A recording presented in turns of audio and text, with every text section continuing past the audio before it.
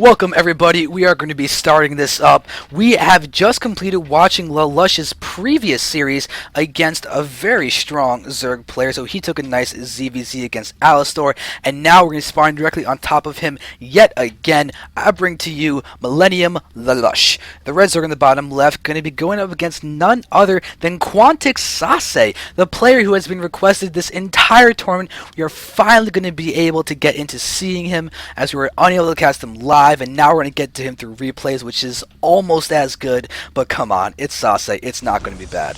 So here we are watching him throwing down the pylon in the front, as SaSe is one of the favorites to win this entire tournament. He's definitely up there. We've got him, we've got Vortex, Dark Force, Sheth, a great pool of players, and I believe those are going to be the people that I would say have the best chances of taking out this entire tournament. I mean, right now, just a big shout out to Sheth for being really helpful, nice, and just being really, well, just nice. I mean, he's representing Team Liquid in their own tournament incredibly well, enough that I'm going to be talking about in a game that he's not even in.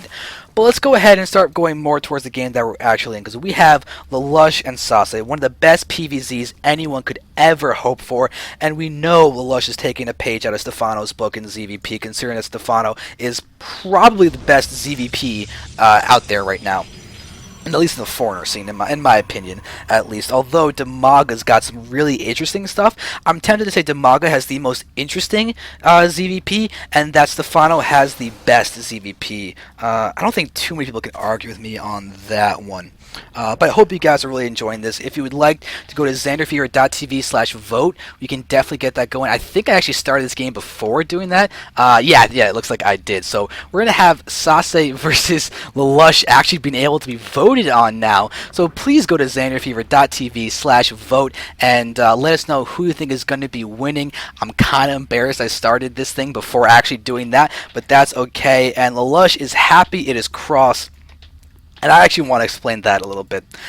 Let's say Lelouch is here and SaSe is here. SaSe can then expand directly towards Lelouch, and here's SaSe's fourth base, and here's Lelouch's third base. So that's pretty terrible. Let's say SaSe spawned up here. SaSe takes his naturalness third, then Lelouch has his fourth being farther away, but then there's this thing that can just be walked forward, and talk about force field heaven. That pathway can be devastating. Pylon here, warp in here, you go for a warp prism down there, you can do all that good stuff. Warp prism sentries drop down here. Force field here, main is free to kill. It becomes incredibly bad. Now that we're in cross spawns, we have got a really interesting situation, partly because of SaSe's wall off. That is really not something a lot of players do. He's actually choosing to wall off like this, which is not the most common thing to do, to say the least. Normally people are walling like here, but what this means is it kind of makes me lean towards SaSe going for a big two-base play. This can sort of be a...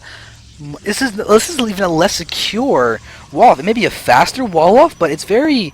I'm sorry, I'm Protoss. I'm questioning this myself right now, because this 2 pylon weakness spot screams Baneling Bust to me. And Entombed Valley already is a good map for Baneling Bust because of the wide ramp and everything. But we are seeing there's a third base here for Lelouch, so unless it's going to do a 3-base Baneling Bust, I don't think SaSe actually has to worry about that. But he kind of needs to move in here and try and get a scout to confirm the 3-base, because if not, he could get blindly Bane busted, and it could be terrible, because he won't be able to respond too quickly. But he's going for a very quick Robo. I believe he's going to use this for a Warp Prism. He may go ahead and do exactly what I was talking about before, but in these spawning positions, it's the worst possible for Warp Prism play. Although you could always just do an Immortal push. I mean, that's not exactly uncommon these days in PvZ. Immortal pushes are quite strong. Big Immortal, big Sentry count, and you just move in, force heal galore, warp in your Stalkers for reinforcing, you get your +1 attack, and oh wow, look at that timing. I feel prescient. So with that, we're going to see the +1 started, and it means we could also just see +1 Zealots, that kind of play. But with this Robo done, Observer, Warp Prism, looking like he wore Immortal. Okay, so he's going to go for the Immortal. I was just basically staring at that and waiting to see what I was going to build. So the Immortal shows possibility of Immortal pushing. And to be honest, SaSe needs to deal with this Overlord, because this Overlord is going to be the most beautiful thing ever for scouting right now. But let's see, SaSe does not have any presence on the map at all, and Lelouch is just happily droning away right now. Up to 8 drones, is spreading his creep rather nicely. There's actually no queen at his 30. He's actually walking this queen over there right now, but double gas has been thrown down. Metabolic boost has begun, so we're probably going to be see Lair next and a Roach Horn shortly. This is about the time that all Zergs want to throw down their Roach Horn if they're going to get roaches, or sometimes even if they're not going to get roaches, just because it's that safety issue. You don't want to be pure ling against charge that Archon push. You don't want to be pure ling against a ton of force fields. All that kind of stuff. You want to be able to have the Roach Warren attack ability to deal with, say, the +1 4-gate zealot type of thing. If you're pure ling against that, you're in a dangerous spot. Right now, the Immortal, the Sentry, and the Probe are being shown, but it seems like SaSe is going to be using this for an expansion. And this Overlord is in prime spot to just move in there shortly and get that scout. And if we're going to see SaSe just turtle on these 3 bases for a while, or if he's going to push, is going to be really interesting. Because if he turtles, he's going to gear up for a massive, probably Colossus, Immortal, Sentry Stalker, just generic Protoss Bio Ball. What? Generic Protoss Death Ball push, not a Bio Ball. And it would be really, really unfortunate if Lelouch doesn't see that in time, because if Lelouch is thinking that he's going to get hit by that classic Immortal Sentry all-in push that could be hitting in the next minute or two, then Lelouch may not choose to get this. Oh, scratch that, he's getting his 4th base. So he's choosing his 4th base, which is the right move. And so he may not get hit because, yeah, he saw this 3rd base of SaSe. So he's going to be able to get his macro up. This turned out to be a really awkward cast, because I keep saying he's not doing this. Oh wait, he is doing this. I keep going back and forth, back and forth, back and forth. But it's been a long day of casting, and we're going to be able to continue this because we've got more replays after this. We still have yet to see a very, very nice game series of stuff from Empire Happy. I'm not going to spoil who he's playing against, because I don't know what order you guys are watching this in. If you're just coming in now, if you don't know the brackets, if you're watching through VODs and all that stuff, we will be able to see some Empire Happy shortly. But we now have a double Stargate out of SaSe, which is another base out of Lelouch.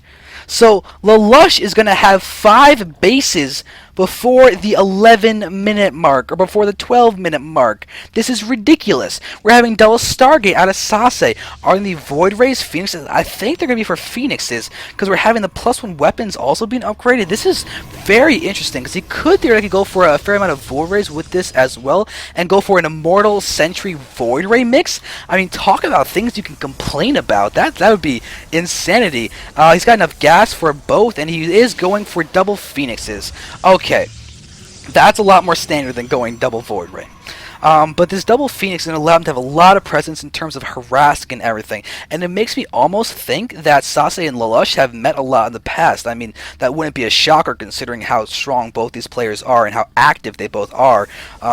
But what this means is that this 5-base play of Lelouch could be getting harassed heavily. However, when you're on 5 bases, the flip side is that you can produce drones so easily, but it's very larva intensive, and that could be very, very devastating. We're actually having mutas coming out. Oh my god, if he's producing mutas off of 5 bases of gas, that's ridiculous. That's so many mutas. That's so many mutas. But SaSe is going to go for this double Phoenix play, and where is that Spire? Yeah, he saw a Spire, so it looks like he's doing this double Phoenix play as a reaction to the mutas. 9 more mutas coming to play, and we're going to get into a crazy micro game. But we're having a lot of games being added. Here we have Lelouch pushing in first, and he's going to go ahead and start harassing. We've got all the probes. They're actually not mineral patching, so they're not going to be able to move in. But here come all the Phoenixes, and Lelouch is going to be in a really, really rough spot right now, because these Phoenixes are microing this. Oh, they're doing so much damage. We have Lelouch getting a nice engagement, though. Going to get a nice splash shot, but the problem is these Phoenixes are all of a sudden decimating these mutas. My god. Lelouch is controlling this well, but SaSe is controlling it even better, as all of the mutas are now dead. We still have 9 mutas out. Lelouch may be forced to completely abandon this muta production. We're having him push out with roaches against Immortals and Sentries. Now these Phoenixes can even lift it off, and look at the full encircling of those roaches, but there's only 3 left because the Immortals are picking them off way too quickly. And we had the Phoenixes now killing off roaches in the middle of the map. Well, at least one Phoenix is working on it. Yeah, so those... Actually, you know what? I think that attack actually missed that roach because it dropped. That's kind of cool. I love the fact that Blizzard has it so that attacks can miss. because it's not like Warcraft where you have evasion and those and the heroes that have those kind of stuff or abilities that make people miss. It's literally if the unit drops out of being in the range, then it goes and it misses the attack. Like that we just saw the Phoenixes, so their attack takes a long time to get there. The Roach didn't get attacked. You also have Colossi in or any kind of Marauders attacking things that are getting lifted into War Prisms or Overlords or something, and the Marauder shot goes and hits nothing. But it looks like Lelouch is going to go ahead and do a little bit of attacking right now with these mutas in the natural expansion. He's actually going to be able to do a fair bit of damage. We're going to see the probe count get diminished a fair amount. Where are the army? Oh my god, the Phoenixes are not engaging over here. Oh, SaSe's army is completely disorganized, and we're seeing Lelouch pushing and doing a lot of damage. We're down to 63 probes. 16 probes have now gone down, and it looks like Lelouch is now going to engage this third base over here. SaSe is expanding to that fourth one, but now we're having the Phoenixes now engaging, but to be honest, Lelouch doesn't care. He's going to kill off as many probes as he can. He's not going to be able to defeat those Phoenixes in a direct fight, so he's going to take out every single probe he possibly can, and is working greatly. And we're having Templar Archives researching the Psystorm, but we are now down to 50 probes, and we have 94 drones. Oh, that is nasty to have that many drones out in the field. That is so much economy.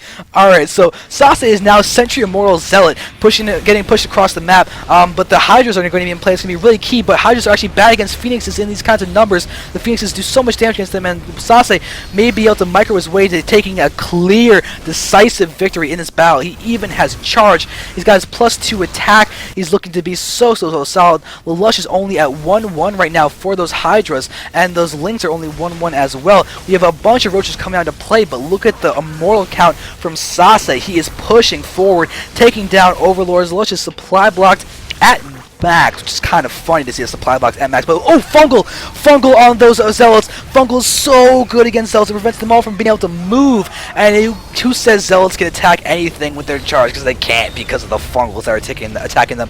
But SaSe is quite far below the food count. He's controlling this incredibly well. You actually see lifting on these Infestors with the Phoenixes. Great Infestor control is being shown by SaSe. And by Infestor control, I mean Phoenix control picking up the Infestors.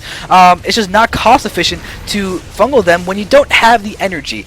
But it's just not cost effective in general. But Lelouch needs anti-air. These Phoenixes are being devastating to him. SaSe's management of them is great. However, the economy of Lelouch is just so strong.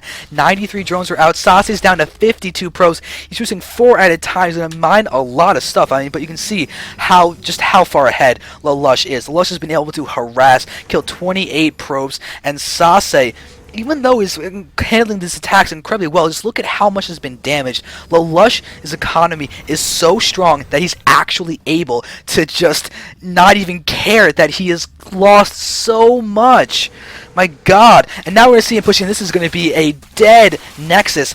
And that's really bad for the income of SaSe. We can see how it's already dropping down below 1,000. Now we're having Zealots getting attacked. We're seeing pushing. We have Warpins of a bunch of Zealots. SaSe does not have his +3 attack. We see Psystorm is going to land. Beautiful Storm hitting so many Roaches. The Immortal count is so strong. We're at 6 Immortals. We've got a bunch of High Templar, Stalkers, Sentries. It's a powerful Protoss army. SaSe's food count is starting to get a little bit farther up, but look at how low his money is. He's doing everything he can, but he's almost forced into all in position because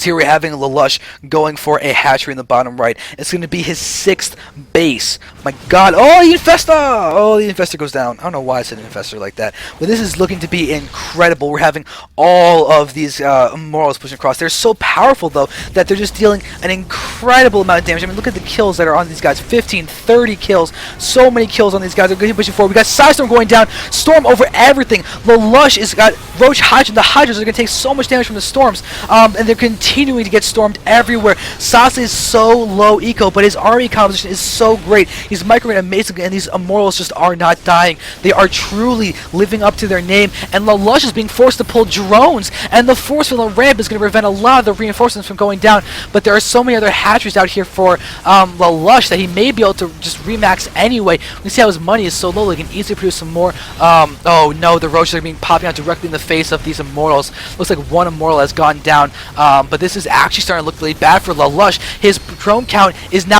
actually down to still higher higher than some people say you should have it. At 78 is now looking at more normal count, but I mean, he still lost a good solid 17 in his last battle, and SaSe actually may end up winning. There's no base, and actually I think he blocked his Nexus with that pylon, to be honest, as this Archon is orphing here. So SaSe now has Archons complementing his army. This Hive Tech is going to do absolutely nothing because it's going to get killed. The 2-2 is going to complete. The 2-2 is now completed for Lelouch, but that's such a late set of upgrades right now, but still 2-2 versus 2-1, it's always better for the 2-2. The problem is there are so many Immortals.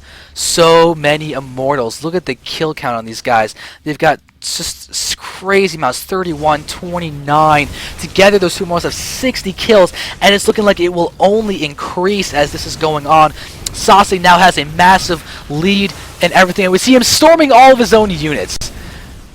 I don't know if that was manner or what, but that is at the very least showing that it doesn't even matter. That is, it is. He's storming now the drone line and everything. Lelouch does have so many bases, but this immortal count is so high. GG gets called. What an amazing game. You guys called for SaSe. Well, there's SaSe beasting it up so well. He was down so far in the food count, but that play was amazing. Amazing management of that army. I mean, SaSe just microed his way to victory in that. The army conscious of the Immortals, the High Templar in the end, the Phoenix read of seeing the mutas, and just completely shutting down those mutas before they can really do all that much was so pivotal in this game. Because if Lelouch didn't have to deal with double Stargate Phoenix, he would have had 10 gases that he could have produced mutas on, or just produced mutas using some of those gases and then just gone straight for getting a ton of other tech, rushing for Broodlords, getting double Spire. He had the economy to do anything he wanted, but SaSe handled that amazingly well. Let's go on to game 2 because I can't wait to see what these guys are going to be doing.